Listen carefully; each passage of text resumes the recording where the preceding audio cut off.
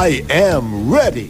Serbisyong totoo ng GMA News.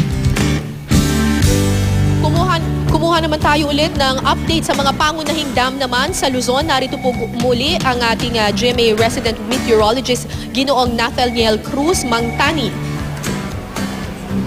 Kara, patuloy nga ang pag-apaw ng Lamesa Dam sa gitna ng pag-ulan sa Luzon. Nasa 80.27 meters na ang water level ng dam at lagpas na yan sa 80.15 meters na high water level ng Lamesa Dam.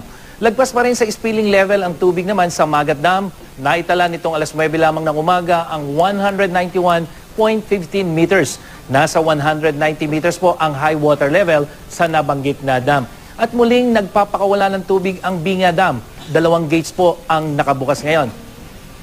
As of 9 a.m. po yan. Gayon din sa Ambuklaw Dam, kapwa po malapit sa spilling level ang Ambuklaw at Binga Dam.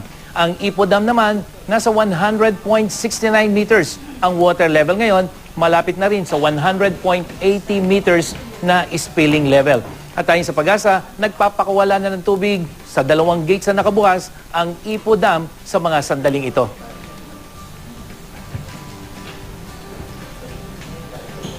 At kung titingnan natin na marami kasi ang nagsasabi na malaundoy ang hagupit ng habagat ng ngayong taong ito dahil sa malalakas na ulan na naranasan ng ating mga kapuso sa loob lamang ng 2.5 araw.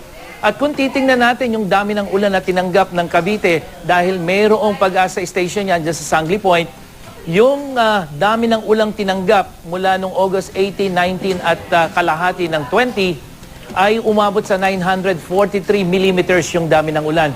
Kung gaano ito karami, ay ikukumpara natin yan doon sa normal rainfall para sa buwan ng Agosto diyan sa Sangley Point na kung saan umaabot ng 475.4 millimeters.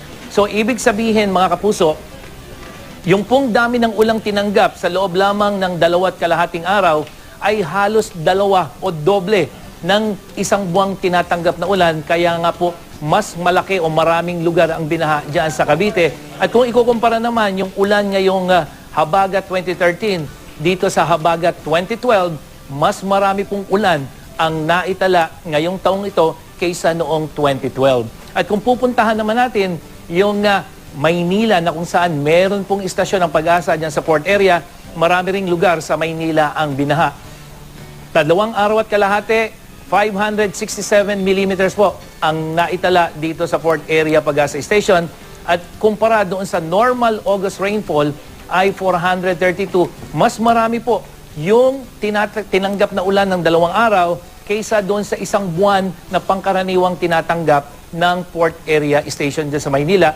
At kung ikukumpara natin yung dami ng ulan ngayong Agosto 18 to 19 o hanggang 20, noon pong Habagat last year, mas matindi po yung ulang naranasan ng Maynila noong 2012. Pero ganun pa man, marami pa ring lugar sa Metro Manila o sa Maynila ang binaha. Kara? Maraming salamat po, Mang Tani.